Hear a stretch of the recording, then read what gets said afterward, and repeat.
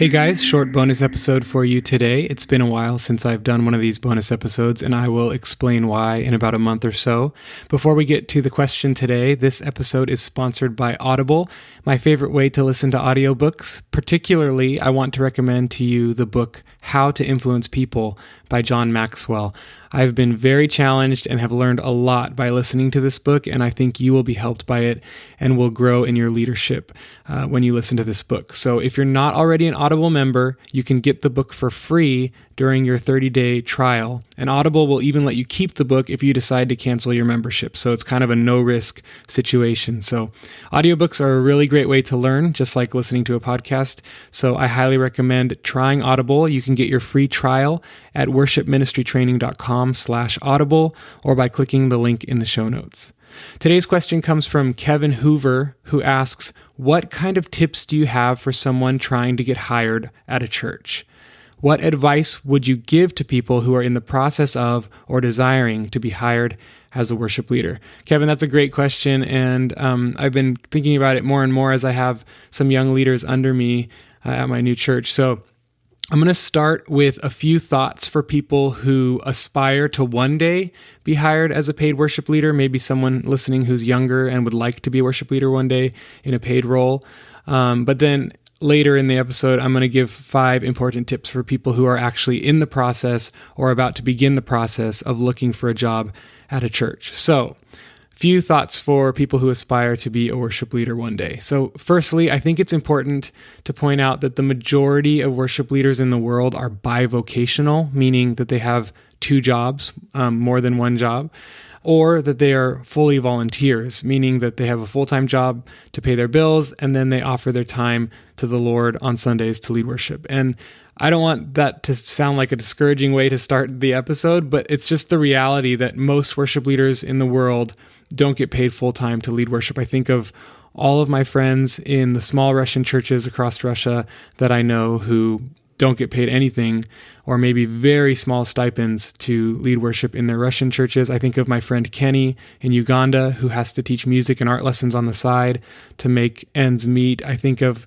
even here in Los Angeles, my friend Alejo Galindo who leads his congregation of about 150 people each weekend, but works as a corporate manager in a business to provide for his family. So, the average church size in America is 70 people or so. And so most churches can't afford full-time worship leaders. And so what I really want to say right now by saying this is I want to elevate and acknowledge those of you who serve as volunteers or who serve bivocationally and say that all of you who do that are in no way any less of a worship leader because you're not in a full-time role. In fact, probably greater is your reward in heaven because you're faithfully giving yourself to God's kingdom while still working outside the walls of a church. So I'm just encouraging and elevating all of you who fall into that category of bivocational or volunteer worship leaders. So it's not bad to desire and aspire to getting a full-time job at a church. I think it's a good thing to aspire to be an elder, the Bible says. But it's also important to learn to be content in all circumstances, which is easier said than done, I know. But just be faithful to what God has called you to. So that's the first thing I would say to start. The second thing I want to say to aspiring worship leaders is God elevates the faithful. Just keep showing up and saying yes. Say yes to every opportunity that comes your way to lead worship. Like I'm thinking about the 2 young guys on my team who just recently started leading worship at our church in different capacities. I think about the young gal who has been leading in the high school group for the last 3 years. And as they've been faithful leading in these smaller venues, they just keep showing up. They keep doing it with all their heart and with all their strength. They're preparing well. They're practicing. They're showing up, prayed up. They're giving it their all. They're trying to be excellent. And, in all of that, they're making mistakes and they're learning and they're growing and God is improving them in their craft. And as they've been faithful and they keep showing up and they keep getting refined and they keep, building upon this gift that they have inside of them, guess what's starting to happen? Well, they're getting invited to more and more opportunities. People see them, they see their progress, they see, wow, this person's getting better. And they start asking them to come lead at this event or come lead at singles ministry or come lead at this youth camp. And guess what they're going to do? They're going to say yes to those opportunities. Like I said, say yes to every opportunity. And so they're going to say yes, they're going to practice, they're going to prepare, they're going to pray, they're going to show up on time, they're going to do their best. And then guess what's going to happen? At some point down the line, someone will be talking to the singles ministry leader, and they're going to say, hey, my church is looking for a worship leader. Do you know anybody? And who will the singles ministry leader recommend? They're going to recommend that awesome young worship leader who keeps showing up and being faithful and who's doing a great job. Or maybe the speaker at camp will be impressed by their abilities and ask them for their contact information. That's how Stephen Furtick, I believe, found his worship leaders at Elevation Church. He was at a camp speaking. He was about to start Elevation Church. He met these two young worship leaders at the camp, and he was like, man, you guys are awesome. And will you come start this church with me? And now they have songs all over the whole globe, just because they were faithful to the door that was in front of them. I also think about my friend who has been faithfully leading in men's ministry for years and years and getting experience along the way and growing. And last year, a guest speaker came to teach at the men's ministry, and he heard my friend lead worship and said, hey man, call me if you're interested in talking about a job. So what I'm saying again is just be faithful to the assigned post that God has given you. And when you're faithful, He will be refining you and preparing you for whatever's next. And because you've been faithful, He will entrust you with more. So just keep saying yes and keep giving it your best each time. You never know how God will direct your path. And honestly, usually the path to paid ministry is a windy road called faithfulness. So God gives you an opportunity. God tests you. He sees how you steward it. He prepares you along the way. And when you're ready for what's next, He may open the door to something else in His perfect timing. So what I'm not saying is that you can't put your boots to the ground and take initiative and try to find a job in a church. Some people do that, but that doesn't seem to be the story of most worship leaders that I know. Most worship leaders I know got where they are on the windy path called faithfulness. So that's my story as well. The last thing that I will say to aspiring worship leaders before we move on to hiring tips is to make yourself valuable. Use this time to make yourself valuable. Do not be just a one-trick pony. And there are a lot of practical ways that this plays out. For example, musically, don't be a one-trick pony. Be able to play multiple instruments. Vocationally, don't be a one-trick pony. Learn a second discipline like graphic design, web design, or video editing. A lot of churches hire youth pastor/worship leaders. So start volunteering at your youth group and get experience in that arena. Start getting to know how to work with kids or how to lead a Bible study.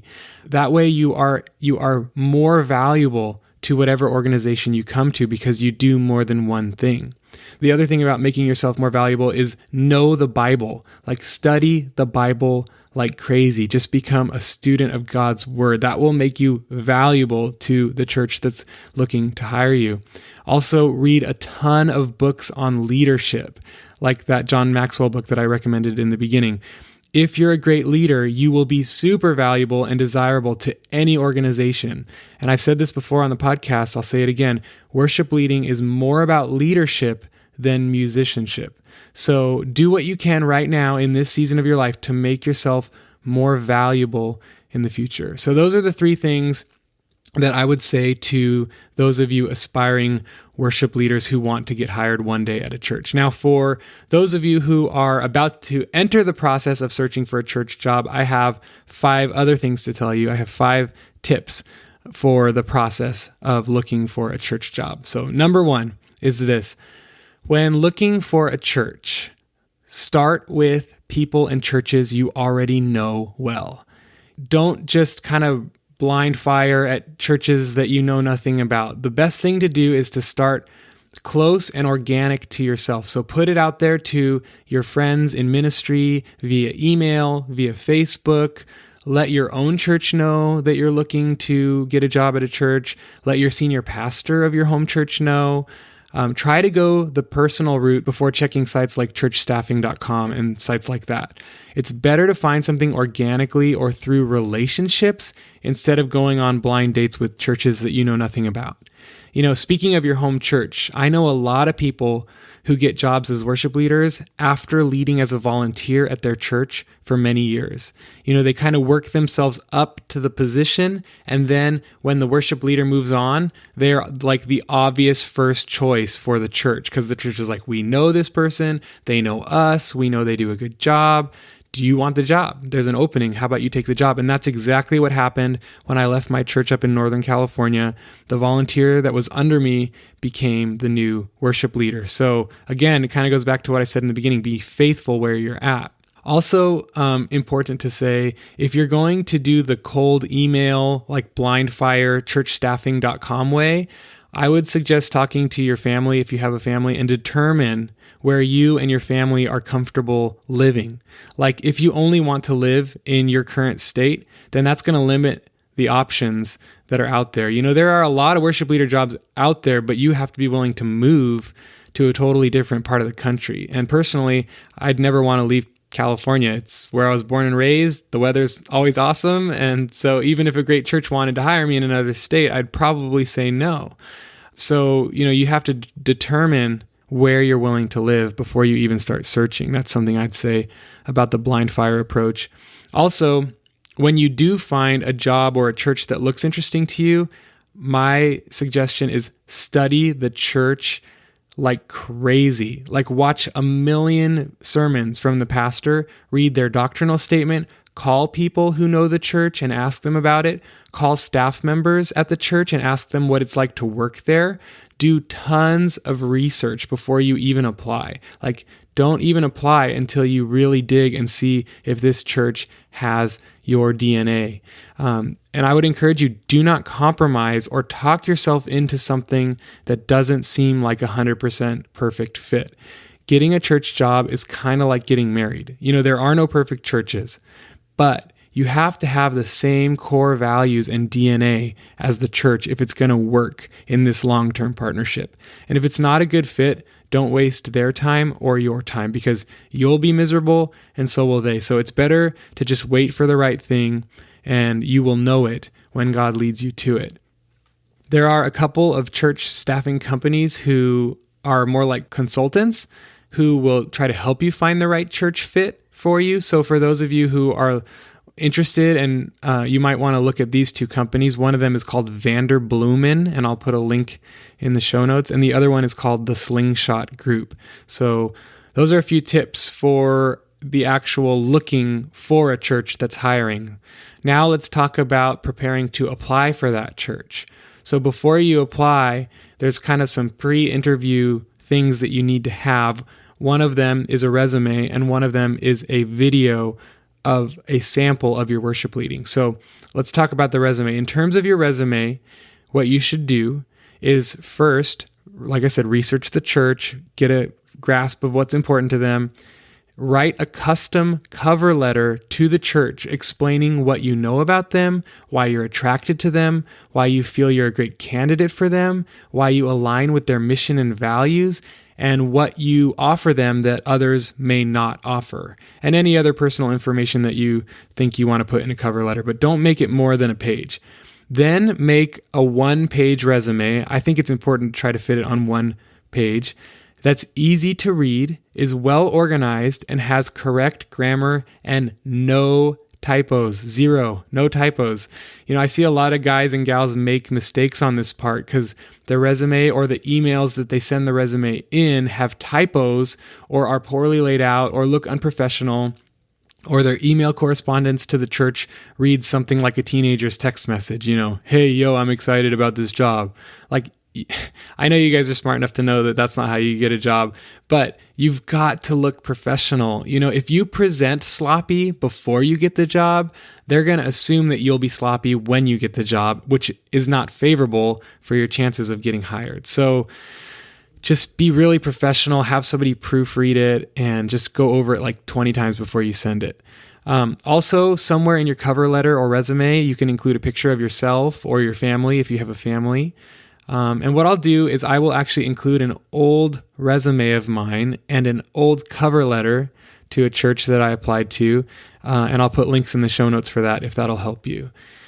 Besides a resume, nowadays you must have a video of you leading worship. You have to. Like, many churches don't even accept applications without a video anymore. So this is where having a lot of worship leading experience pays off. So like in these smaller venues where you're leading or where you're currently at, just start having someone film you every single time you lead worship. And this is a good way to just improve in general, but having the footage will pay off when it's time to apply for a job. So I've found that you have to be super selective about the clips that you use in your video. Like, keep your video under 5 minutes. I would say don't include a whole song unless they specifically ask you for a whole song. Just include the best sections of the best clips of each of the best songs. So, like, let's say you record yourself 40 times. Just take like the 8 best sections of the sets from those 30 services and weave them together into a highlights reel. And, maybe even include clips from different venues or different churches. Basically, you want to create a highlight reel that shows what you can do. It's also important, I think, to include a little section of the video where you're praying or you're offering a short exhortation to the people you're leading. You just want to paint a good picture of what you're able to do. Acoustic, full band, cajon, kind of show them what it sounds like when you lead worship in different contexts and in different genres or whatever. So just give them a good understanding of who you are and what you do. Edit it to keep the pace moving nicely. And if you have any questions of like what it should look like, you can find examples on YouTube, or I'll even link a couple of my old example videos in the show notes as well. Just don't judge me, okay? So that's the pre-interview prep. And let's say now they invite you to come audition. So some churches will interview you before you audition. Some churches will interview you after you audition. But let's just say you've done the interview. Now it's time to audition and play for the church. Here are a few tips for auditioning. If you get called in to audition, the best thing you can do is to help the church sing. That is so much more valuable than artsy performance or perfect pitch. If you can get the entire room engaged in vertical, Jesus-centered worship, you will win the pastor's heart. Every single pastor wants an engaged congregation that is swept up in the praise of God. So what I would do is I would, be very careful about your song selection. Call someone at the church and ask them, what songs does the church know? What songs does the church love? And I would avoid new flashy stuff and stick to the tried and true stuff. Things like How Great Thou Art. I mean, who doesn't love to sing, Then Sings My Soul? It's like everybody wants to sing that. Or 10,000 Reasons, or Blessed Be Your Name. Like, stick to the meat and potatoes, tried and true stuff that all churches know, because you don't want to come in and do something totally new and then have this church just staring at you the whole time. So I would say run the songs by the pastor or a couple people in the church before finalizing your set. Now, if you are going to be auditioning with the church's band members, then make sure you have a separate rehearsal with them. I did this at my new church. I was like, okay, I'm going to come lead on Sunday. And they knew that I was like the potential new worship pastor. So I was like, can you guys please do me a favor? Can we please practice on Saturday? I know you guys usually just practice right before the service, but I don't know you. You don't know me. You don't know my arrangements. Please, let's do Saturday. So I emailed them all. So this is what I suggest you do. Get their emails, the team members' emails from the pastor. Email them, introduce yourself, say that you're so excited to play with them, you've heard great things about them. Send them the set list. Here are the set lists. Here are the chord charts. Here's a Dropbox folder of all the recordings. I made MP3 files for you guys. Please take a listen. Please let me know if you have any questions. And then, give them a couple options for rehearsal dates. Can you do this date? Can you do this date? And make sure your email is kind, encouraging, excited, and nicely formatted. Again, easy to read, professional. And what I would do is I would BCC, blind carbon copy, the senior pastor, so he can see that you're on the ball already, that you're taking care of things, and that you're interacting with the team in a positive way already. So that's before the rehearsal. Now, when you get to the rehearsal for the audition, get to know the band, introduce yourself, get to know them, be super kind, be super serving, be super approachable. How long have you been at this church? What's the church like? What's your favorite thing about serving at the church? How long have you been serving? How long have you been playing? Oh, what's that guitar that you're holding. I've never seen anything like that. That's cool.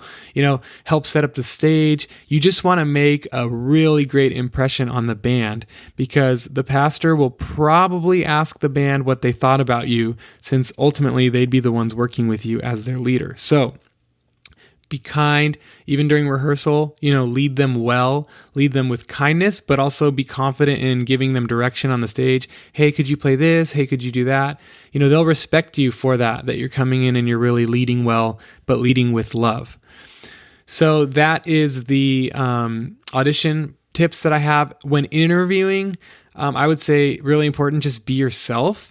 Also, ask as many questions about the church and the pastor as they would ask about you. So I literally would type up an Evernote list of questions, and I would ask as many questions as they ask, because I wanted to know, what's the vision of the church? What's the vision of the pastor? Where do you want to be in 5 years? What's the staff like? Even like, how many people did you baptize last year? Where do you want to grow? What are some areas of weakness? If you can show them that you're thoughtful and you have good perceptive questions about ministry and church life, that can really win them over. You have to be honest. You don't want to try to get the job. Just be yourself and get to know the church. And if it's a good match, if it's meant to be, it will be. You would rather get the job as yourself than get the job under some sort of mask that you're wearing. And then when you take the mask off, the church isn't happy and you're not happy either. So be yourself, let the church be themselves. And if it's a match, everyone will know it. The last thing that I will say in all of this is just trust God. Just trust that God knows where he wants you and when he wants you there. So let him lead this process. Bathe it in prayer.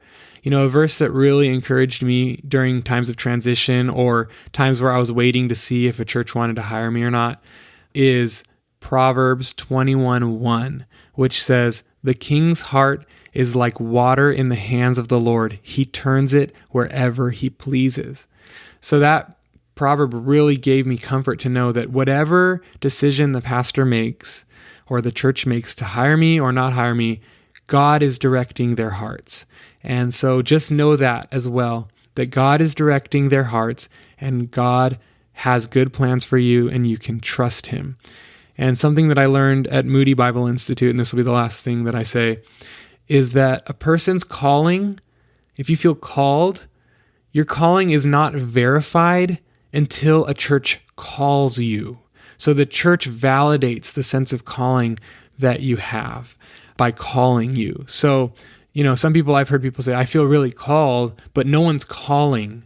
So maybe that's God's way of saying, wait, pray, keep growing, keep practicing, keep serving where you're at. So again, in all this, trust God. He's in control. He's the general of this army that's on the earth, and he will put you in the posts and positions that he needs you and wants you to be in. So that's it for this bonus episode. God bless you guys. I will be back on the 1st of the month to talk with Christian Stanfill and Brett Yonker about raising up future worship leaders. God bless. Bye.